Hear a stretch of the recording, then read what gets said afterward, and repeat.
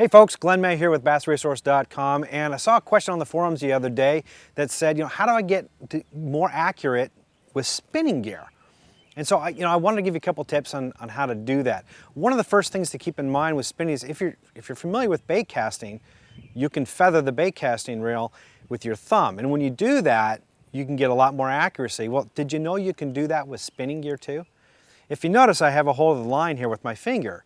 But if I can put it here on the end of the spool, and if you notice, I just take my finger off and I can drop that bait just by lifting my finger off the edge of the spool and stop it again when I put my finger back on.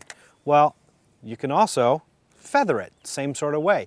You just apply light pressure on the edge of the spool and you can slow down the lure as it goes towards your target. That's going to help you a lot with your accuracy. That way you're not free-forming it, right? You're not totally dependent upon how hard or how soft you cast it.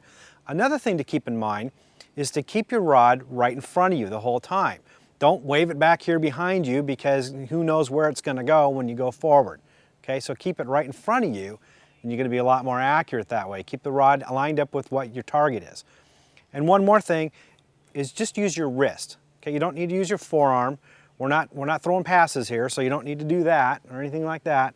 Just, it's all wrist. 90% of all casts you make, whether bait casting or spinning, is wrist. That's it. So if you have to, take a piece of paper, put it between your body and your arm to make sure your elbow stays in place, and just use your wrist.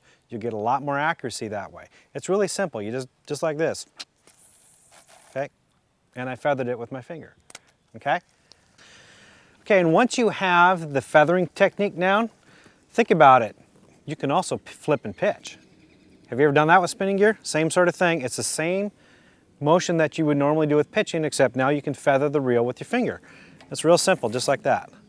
Okay, so now you can get really accurate with underhanded pitches for those short little casts, those tight little areas. You can get that lure right where you want it. Again, if you notice, it's just with my wrist, using my finger to feather the line. For more tips and tricks like this, visit BassResource.com.